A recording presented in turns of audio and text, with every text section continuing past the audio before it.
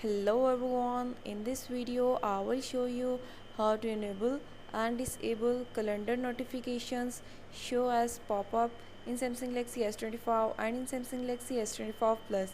Before starting this video, please subscribe for more videos and watch complete video.